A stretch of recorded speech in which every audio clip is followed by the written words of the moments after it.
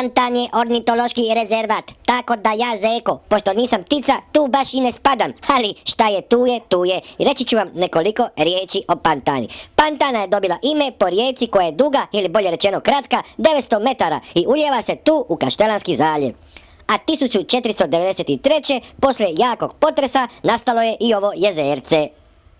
Danas je Pantana izuzetno rijedak primjer priobalne močvare i tu obitava ili se odmara na preljetu u toplije krajeve veliki broj ptica močvarica. I zato ovu našu lijepu Pantanu treba čuvat. Tu je nekad bio mlin. Ptice uživaju, a i meni, Zeki, ovdje nije loše. I mi koke smo ptice i nas snimajte. Vidi sad ovo!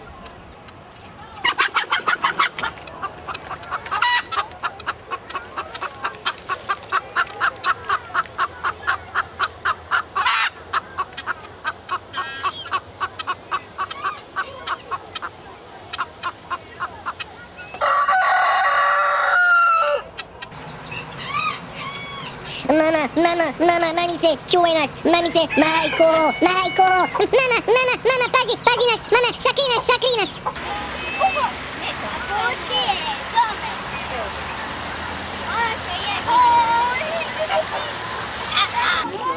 Dobar tek. I šta kad pojedete, šta ćete napraviti sa ovim ostacima? Staviti ih u torbu i gdje ih baciti? Smeće. Aha, znači u kantu za smeće. Nećemo zagađivati lijepu Pantanu. Hoćemo? Ne. Aha, nećemo, dobro. Nikad. Nikad, tako je.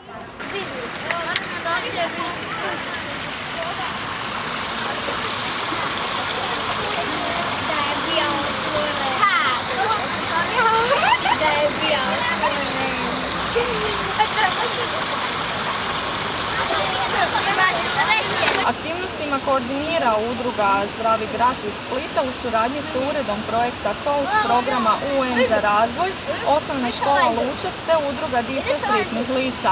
Program obilježavanja Dana obale nastavlja se aktivnostima u sljedećih 10 dana, a tijekom godine bit će još niz edukativnih izleta povodom godine biološke raznolikosti. Toliko od mene iz Pantane kraj Trogira. Do slušanja. Ovdje bacamo smeće. Da vidimo. Smeće. Nećemo ga ostavljati u prirodi ni slučajno. A dragi gledatelji, 25. ovog mjeseca proslava se Dan obale. Što to znači? Mi to moramo proslaviti, zato što imamo najljepšu obalu, ja mislim, na cijelom svijetu. Milijuni otoka, prekrasne plaže, ko to more platiti? Ali mi to moramo i čuvati. I zato obilježavamo Dan obale. A kako je naša obala raznovrsna, čak se na našoj obali zna ponekad naći močvara. Tako je. Aha, tako je. Dakle, nalazi smo se u pravoj maloj močvarici i to jako blizu Splita. Koliko je vas išlo, na primjer, na kupanje na Čiovo? I vode se vozi i baci onako usput pogled, vidi, pari mi se kada ima trstike i produži dalje. Rijetki su stali, ali ovdje vrijedi stati. Ovdje vrijedi stati jer ovdje se ima šta vidjeti. I sad ste vidjeli kako smo mi sa djecom iz osnovne škole Lučac lijepo sjeli u bus i stigli ovdje u Pantanu kraj Trogira. Jesam pogriješio? Ne, tačno ste pogodili. Dakle, što ćemo mi danas ovdje sve u ovoj močvari vidjeti, što ćemo raditi? I vi ste pticolog, je li to? Ornitolog, znači to se tako kaže. Ornitolog, pticolog. Znači ornitolog nije neki doktor za neke organe. Ne. Aha, ja sam se već pripa. Idemo kod ornitologa, ja kažem, ajme, nisam opra zube, jer sam se tušira. Znači to nije doktor, to je specijalista za ptice. Tako je. I vi ste specijalista za ptice? Kako se zovete? Zovem se Ivica Lolić. A je to neku školu trebalo završiti? Da, treba položiti stručni ispit za prstenovača i za poznavanje svih vrsta ptica, njihovog načina života i tako dalje. I onda ovo je pravo mjesto za to? Tako je. Ovo je ornitološki rezervat Pantan koji je jako značajan za razne vrste ptica koje tu žive, gnjezde, obitavaju ili povremeno svaćaju na selidbenom putu. Šta, di sele, dobili su bolji stan? Da, sele u toplije krajeve, Aha. idu malo na jugu, malo u Afriku, neke idu na istok i tako, koje su vjerojatno malo i zimogroze pa im se tu ne stoji. I odakle krenu otprilike? Pa krenu, kako koje, uglavnom kreću iz cijele Europe, znači skroz sa sjevera, čak iz Rusije, i Bjelorusije i tako znaju ptice ovuda proći, šta imamo I iz Bjelorusije nalaze. za Afriku i stanu ovdje. Tako je, stanu malo tu, Zašto stanu ovdje? tu malo odmore, malo pojedu, nahrane se, skupe snage i onda nastave dalje, znači i čekaju bolje vremensko uvjete. Znači ovdje im je krasno u Pantani. Tako je. I kako oni uspiju, ta iz Bjelorusije ide u Afriku, šta ona zna, koga će ona pitati gdje je ovdje Pantana? Ona ima svoj instinkt koji već zna o svojih preci, di su on takva ključna mjesta za prehranu i odmor. Ka i autima, di su pumpne stanice kad idete autoputom. Znači ovo je jedno odmorište. Tako, jedno odmorište, da. I di prekuplja snagu za dalji put. I koliko tu vrsta ptica zna biti? Pa tu, šta ja znam, sad vrsta ptica, tu se možda broji preko 200 do 250 vrsta ptica tu prođe. Neke se samo prelete, neke se zadrže, neke tu i gnjezde, neke su stanarice, neke su samo zimovalice i tako. Uglavnom puno vrsta ih ima. I zato je ovo područje relativno malo, ali je jako važno za veliki broj ptica. I to, kakvo je, očuvano, ima nekakvih problema od okoline? Pa ne, uglavnom... Je li poznata ljudska vrsta koja tu je najveći problem, ugrožava možda ovo? Pa dobro, u biti prije se tu lovilo, lov je bio tu otvoren na razne ptice, a više to nije dozvoljeno i sad one imaju svoj mir. Uglavnom možemo kazati da su dosta sigurne. Tu? Da, tako. I kako se one hvataju, mislim, ovo za potrebe prstenovanja? Eto, sad ćemo vam pokazati kako se... A ovo šta u avioni? To je karavela. A kako, jel oni smetaju pticama? Ne, ništa. A oni su leteći, jedni drugi? Oni su gore, ove su dole i tako. Dogovore se oni? Poštuju se, da. Eto, ode ova isto u Afriku. Ova ptica je isto puštena. Je. I onda, šta će danas djeca sve raditi? Danas ćemo loviti ptice u ornitološke mreže. Aha, to su neke prave mreže. Tako je, prave. Ne ozljeđuju. Koje ptice ne ozljeđuju, tako je, koje se baš koriste u znanstvene svrhe. Znači onda ćemo ptice loviti, obilježit ćemo ih sa prstenima, znači dobit će svaka svoj metalni prsten oko noge i broj, tako je, da. I onda ćemo ih izmjeriti, uzet ćemo razne parametre, znači izvagat ćemo ih, odredit ćemo koliko su one stare, kod kojih se vrsta može odrediti i spol i tada ćemo ih pustiti da putuju dalje. Da putuju dalje? Tako je, neke će nam ostati kao zimovalice, neke će nam otići za Afriku, a neke će nam se i vratiti. Dobro, mislim ove domaće tu stoje, one primaju goste, treba ih smjestiti po žbunima, ovdje ima slobodno mjesto, ovdje dobra hrana, mora neko biti njih primiti. Dosta su dobri domaćini isto kao i ja. Dakle, svi ste vi jedna složna ekipa ovdje. Hoće se djeca tu uklopiti danas? Mislim da hoće, zašto ne? Znači treba samo paziti da ne bi gazili ko ptičicu. Tako je, da ne ozlijede, koje da bude malo poštovanja, to su mala slatka bića i to je to, mislim da neće biti problema. A ove neke ptice, navodno vidim tu lete grabljivice, ima i toga? Ima tu i grabljivica koje tu povremeno žive i zimuju ili se isto povremeno na seobi zadržavaju. Njih se isto čuva? Njih se isto čuva, čuva se sve u biti. Sve se čuva. Većinom su ptica zaštićene i trebamo ih čuvati. I gdje se to hvatanje, to prstenovanje samo sad u jesen ili kao ono gotove ljeto? Ne, prstenovanje ptica se prstenovanje tokom cijele godine, ali je sad aktuelno dosta zato što ima dosta, sad je u biti... Sad je vrijeme selica. Prave seobe i sad u biti najviše ima ptica koje sele. Da, i sad ornitolozi širom svijeta obilježavaju ptice na svojim područjima, mi lovimo na svojim područjima, tako možemo dobiti podatke iz raznih područja. I prati se ta ptičica, znači danas neka ptičica dogodina ako se opet uhvati, sve će se znati. Tako je, kuda ide, za koliko ona prođe neki određeni put i tako. I ako neki vaš pticolog, opet sam zaboravio. Da, ornitolog u Africi gnumi uhvati malu ptičicu, on isto zna da je bila tu. Da, tu na prstenu piše da je to centrala iz Hrvatske i onda on automatski u svojoj centrali dojavi tu vrstu ptice koja je ulovljena i onda njihova centrala kontaktira našu centralu u Zagrebu i da se podaci razmjenjuju. I tako se sve ustavlja u kompjuter i sve se ptice. Velika dobra slika o njihovom selidbenom putu, tako je. Eto, hvala vam lijepo na ovom lijepom kratkom poučnom razgovoru, a sad dica trče prema mrižama, moramo je zaustaviti da ne bi zgazili ko ptičicu, pa ćemo paziti i na njih i na ptice, jel tako? Živjele ptičice, živio dan obale.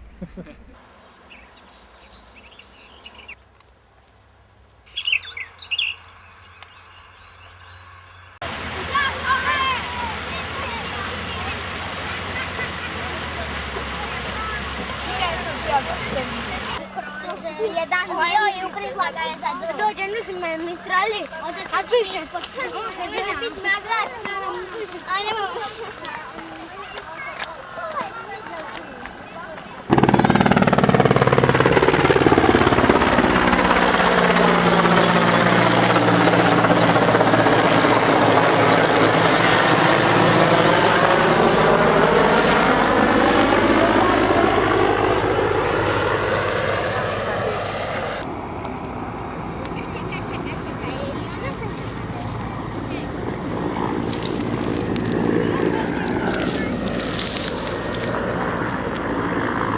Evo s nama je još jedan ornitolog. Je, dobro, lipo si rekao. Naučio sam, konačno sam naučio, cijelo vrijeme ja pticolog.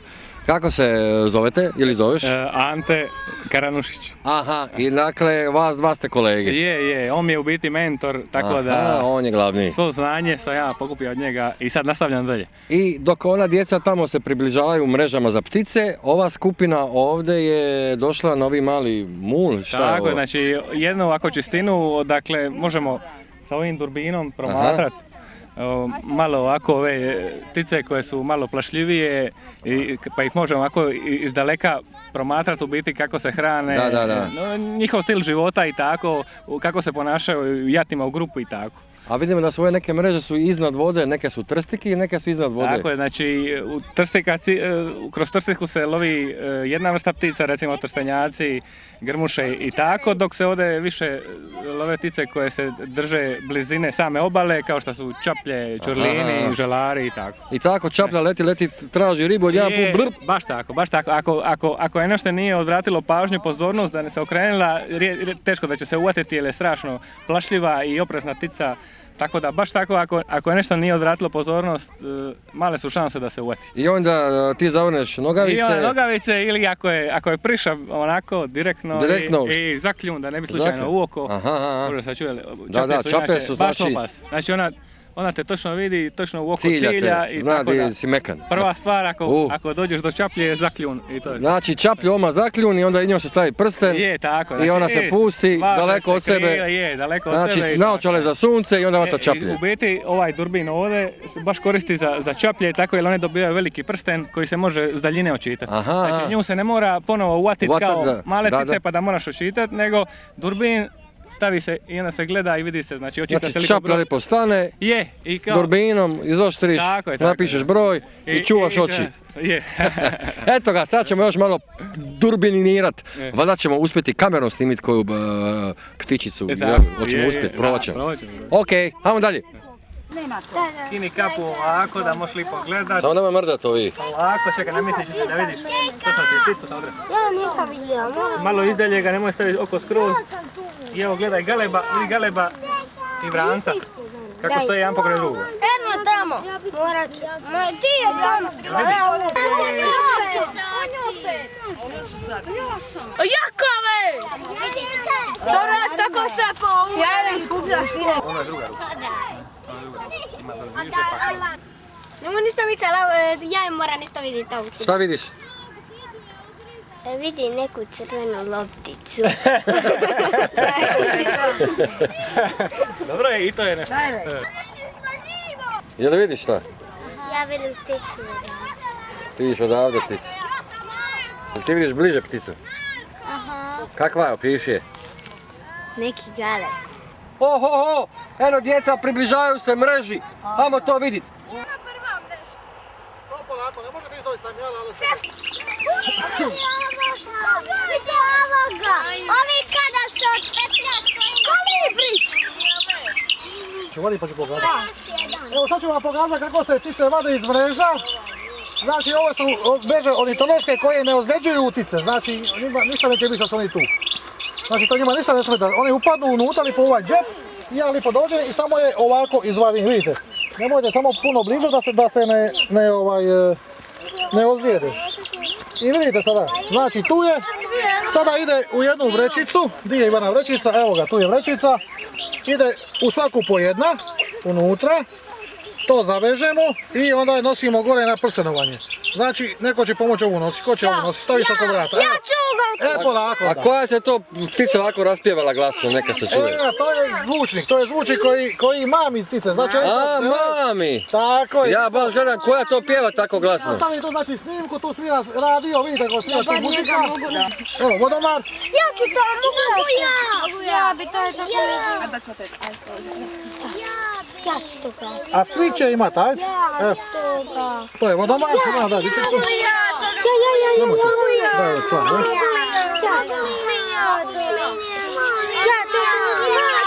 Pi, pi, pi, pi, pi, pi.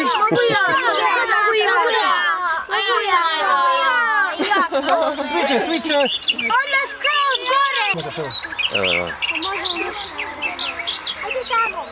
Marko je išao digni pticu i izašla je vani. Ovo baš je lijepo. Zato je malo hipljena i to. Ja bi to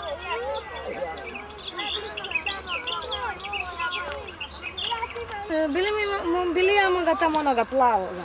Šta, može? Aha. Evo ja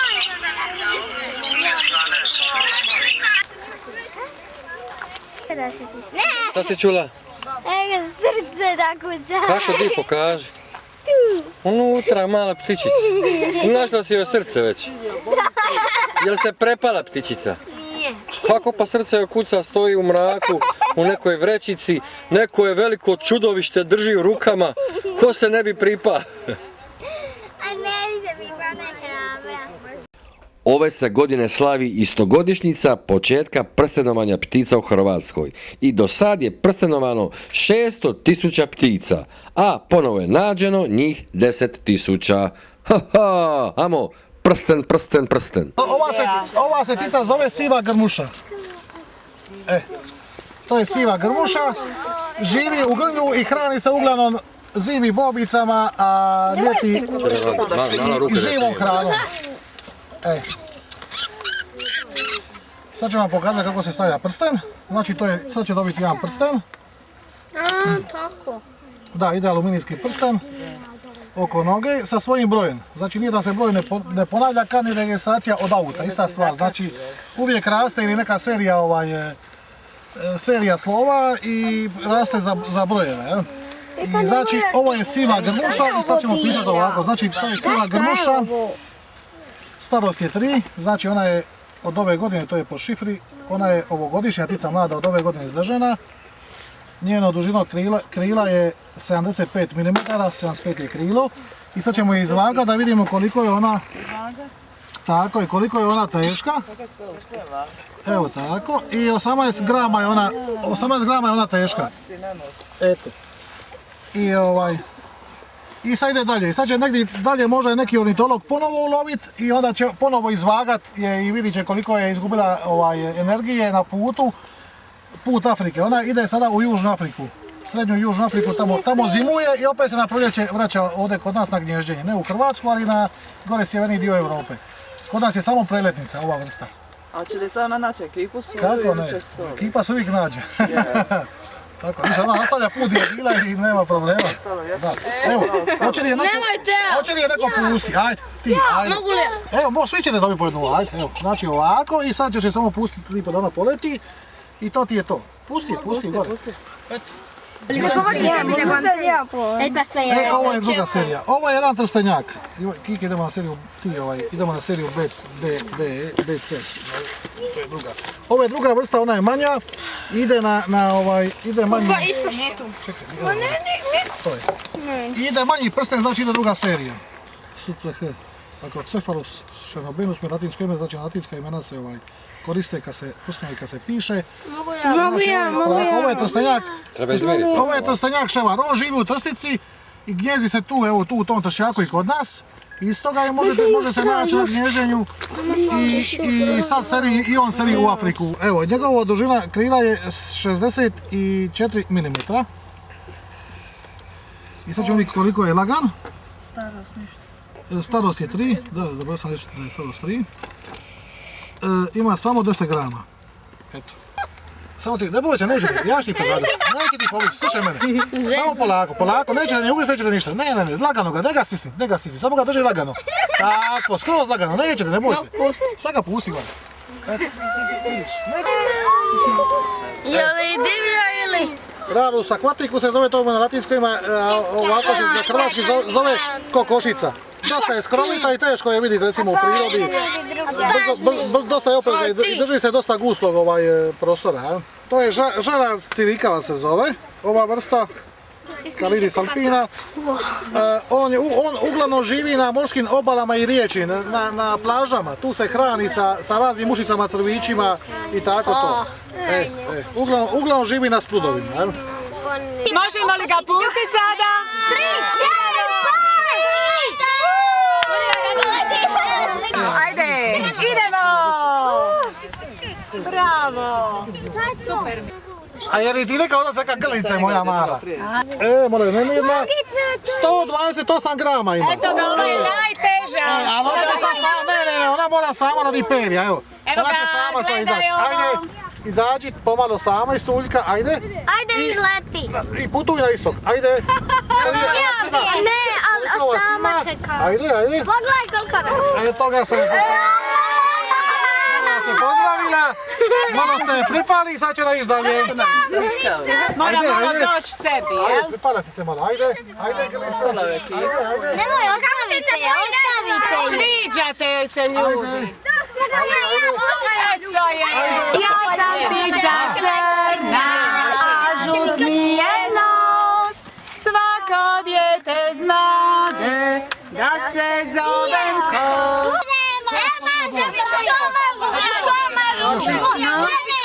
Šta je? Ti si dobija 10 komada. Bravo! Nešto u vodomaru. Ja ga imam u životinjskom carstvu, znam za te ptice. Je tako, nešto o njemu kazao, je tako dosta interesantan. On uglavnom živi uz rijeke i obale mora, voda i tako slično, jel? Nešto se bojiš, neće ti ništa ugrati. I ovako, on kad lovi... Ne boli, nije on. On lovi ribu, samo polako. Lako, nemojte mu kljuno. On lovi ribu s ovim kljunom, znate kako lovi? On zaroni, stoji na stršku, ovako gore gleda i kad vidi neku ribicu i samo se bučne cili unutra u vodu i onda izroni vali. Tako se hrani. Tu kod nas na Pantani on ne gnijezdi, ali je on sada tu na preletu ili na zimovanju. Samo ti pogledaj koliko tu đaka ima. Dobro pogledaj. Gledaj kako gleda, vidi kako reći. Pogledaj koliko ima tu okolo đaka, vidiš oko tebe. Pogledaj. Ajde, pogledaj malo, još vidi s ove strane. Vidiš kako sluša? Ajde, šta vidiš koji je ovdje, evo sad ćemo vidjeti koji je najznačajniji. Dio okrene kljun, to je to. 76 mu je dužina krila. A sad ćemo vidjeti koliko teži.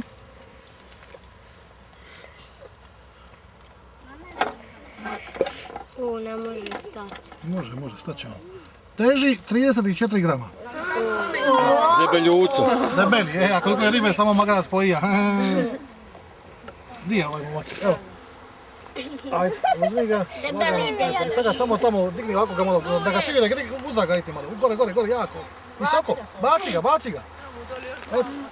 Evo male sive grmušice, polako, smiri se. Dakle, ona je možda negdje iz Njemačke krenula i putuje drito ravno u Afriku. Tamo će biti u Africi i stala se ovdje kod nas malo odmorit. Nije lako letit iz Njemačke do Afrike. I mala grmušica odlučila je ovdje kod nas malo se odmorit, malo pojest, lipo uživat na ovom našem krasnom suncu i onda krenit dalje u Afriku. Eto, mi smo je uhvatili, prstenovali, tako znamo točno koji je broj i sad ćemo je pustit, neka leti svojim putem u Afriku. Dakle, Afrika, da vidimo. Aha, put tamo, sigurno će tamo poletit, samo se pazi mreže, nemoj opet na mjerenje doći. Ajmo grmušice, leti u Afriku, bok, ode ona. Ja sam ptica vijoglav. Imate jedno teško pitanje, zašto se ja zovem vijoglav? Ajde, dok vi razmišljate, odletih ja u tople krajeve. Dosta je bilo vijoglejavanja. Puštaj me. Bog!